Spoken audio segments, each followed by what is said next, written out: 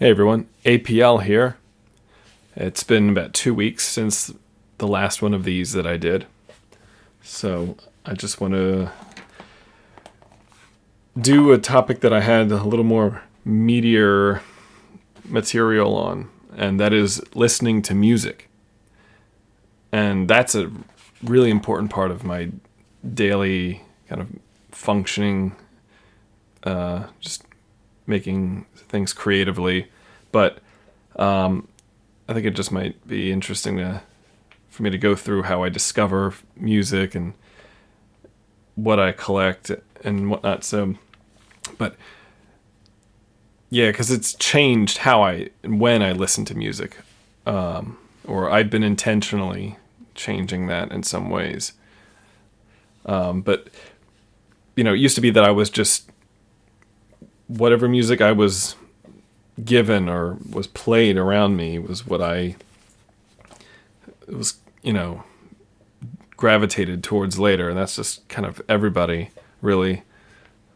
And then I'm very glad that my parents played a lot of very good music when I was growing up. It was a lot of classical, a lot of older stuff. It was kind of really not a lot, if any, contemporary music. And I still chafe, against a lot of contemporary stuff, although there's a handful of things. But over time, it was more about my access to music. So a lot of times I would have, stuff, CDs, even, for instance, we had a lot of records from that my mom had, and so I would listen to them as I was falling asleep. We had a record player in my room, and one record in particular that was kind of an early favorite was Claude Bolling's Suite for Violin and Jazz Piano Trio. It's still one of my all-time favorites, and it kind of represents a very specific place and time and also season. I think of autumn. I think of Pennsylvania, North Delaware, countryside, mystery, sort of groups of friends, meetups, sort of the cover art with the musical instruments in the diner or the ice cream parlor is, as a kid, seeing that was incredibly evocative and impressive. Just trying to wrap my brain around why that was chosen, but the artwork by Robert Huysen was just so appealing, and I just wanted to eat that ice cream. But that's the other thing too. Music it cannot escape imagery. And as time went on, I would ask for CDs. Sometimes I'd get them. The library was a great place for some of that. And then YouTube came along. And that's where my exploration really took off. Because I could type in one thing I wanted to hear, and then it would, I'd go down rabbit holes. And over the years, I've discovered some of my favorite composers, pieces of music, just through, the recommended in YouTube. And it's fantastic. I mean, I'm always looking for things. I'm always listening. I'll hear stuff on the radio. There was, I once sat in the car for a good 15 minutes after I had parked, just waiting to hear the name of a piece that was playing on the classical station. I think that's how I discovered the Vaughan Williams Sinfonia Antarctica, which is one of my favorite symphonies. Same thing with William Russo's 3 pieces for blues band and orchestra. Yeah, I love being on the alert for these things. And YouTube, honestly, same thing with with movies, some movies and anime especially. YouTube is there's a whole generation I trust that people discovered stuff on YouTube because it was available for however long, and that was their only, avenue to it. They weren't torrenting or downloading stuff like I wasn't. So YouTube was kind of just where I could find some of these things, or I dared look, I guess. And the more when I started earning money and getting money and stuff, I would just go to record stores, go to stores and collect things. And as it is with anything, really, books, movies, music, when you're buying, it's often less discriminating. It's within a focus, sort of, but it's less discriminating. You take chances on more things, which is good. Other times, it's just you're cluttering your house. And right now, I'm really very particular. I would, every year, I go up to the Princeton Record Exchange in Princeton, and I would sometimes walk out of there with like 10 CDs or so. Now I walk out of there with like 4. But they're very choice CDs. They're, I'm not going to just grab something because maybe I think down the road this is going to like turn a corner. I'm going to really love it. No, I'm going to like pick something that I've either researched or just know is something I've been wanting. And it's, in a way, music is a creative fuel. It is like I do need to seek out more music or just play music, but more and more, sometimes it loses its meaning or its impact when I'm playing too much. Recently, about 2 years ago, the stereo in our car died. And it wasn't really the stereo, it was the speakers, because in our car, has to do with the circuits, the soldering on them. There's one particular spot that is known in this car to not be great, and it will go bad over time. And basically, everything works except for the speakers. The output is kaput. And so we've been without any music, not even the radio, for a couple of years. I've used a Bluetooth speaker. I sometimes just don't even bother because it's such a pain in the butt to just wait and get it to sync and pick something, Whereas with a CD, I pick it beforehand and then I go and then I just drive. I have to listen to it or not. But that's the thing about individual albums, or just, being deliberate about what I'm listening to. If you're listening to a LP, you are engaged to listen to that, from start to finish. It forces you to do that.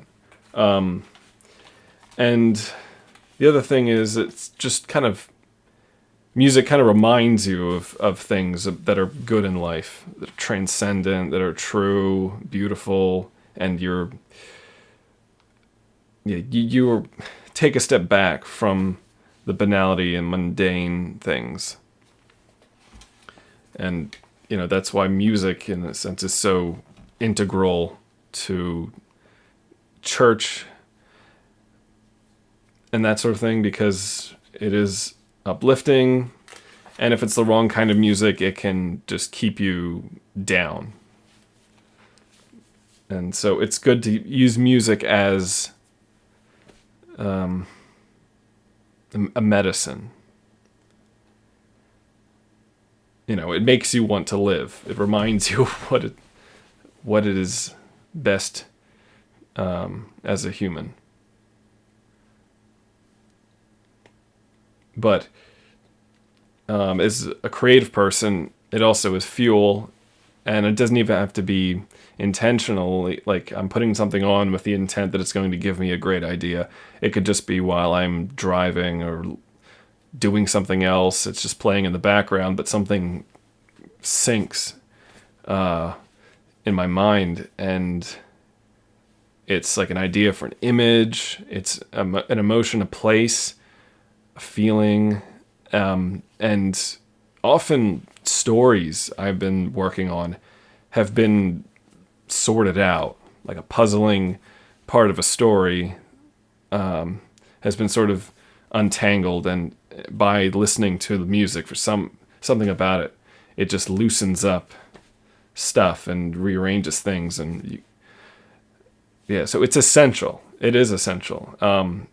And one thing about me is sounds translate into images for me, not just fully images, but like abstract images, color and stuff. It is synesthesia, I think so, because I can draw someone's voice.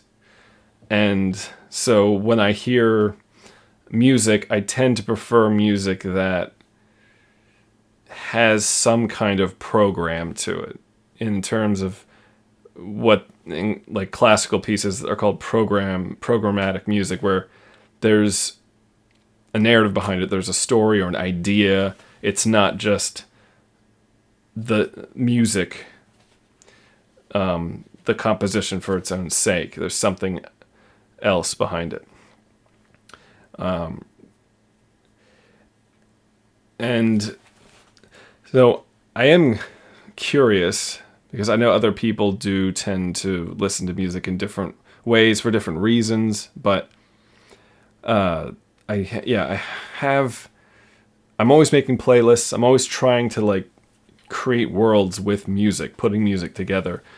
And some of the sometimes I get on a track, like this is the kind of music I've been listening to for a while, or I'll just listen to this kind of music, and I have to be in the right mood. Or sometimes I'll just start listening to something and it'll put me in that mood, and then I can come out of it. I wanted to mention one of the big musical discoveries of the last 5 years. Really, it hasn't been a musical discovery that I'm as excited about as Scott Walker. In 2019, I think my friend Joel, he just kind of put on some Scott Walker in the car, because it was like 2019, because Scott Walker had died the previous year, I think. But it's a lot of what I love. It's big orchestral arrangements, a lot of big vocals, and Scott Walker's lyrics when he's writing these songs, and the songs that he picks to cover are dramatic, larger than life, big, very cinematic. The imagery that he uses in his songs are so... they conjure a lot when you hear them. And I've felt things listening to his songs that I've never felt before. And they certainly made an impression. It's hard to think that something is going to make an impression, a deep impression, at this point in life. But it does, and I highly recommend listening to his albums, especially his early stuff. Although his later stuff, where he was able to just go crazy, really all out, like Climate of Hunter from the 80s, or Tilt, which is kind of where I draw the line in terms of listenability. I've listened to Tilt several times because there's stuff in it that is I can get into. It's another world. It's a landscape that I kind of familiar with. But definitely, if you get into his stuff, listen to like Scott 1 or 2, Scott 3 is probably also a really good start. Any of the first 5 of those albums of his. But, you know, and it can shape my imagination just listening to those songs, the world that I'm in. I like thinking about songs as their own little island, or an album as its own little world, and that's just kind of the way I like to think. It's categorical and, archival. So it's just some of the thoughts I had about music lately, because I've been, reeling myself in, trying not to wear myself out through overstimulation, which is always a danger, I think. But reserving time and reserving attention to special pieces. I think at a certain age, and maybe that's kind of, I'm reaching that age now, I know what my favorite things are, and that's also my favorite music. So I don't, same as I talked about in the books video, I don't need to be getting a lot more, and I'm taking stock of what I have now and revisiting a lot of it. And it's very rewarding, because it's not always exactly the same as the first time or the 50th time, if it's a favorite piece. But yes, thank you for listening, and have a good day.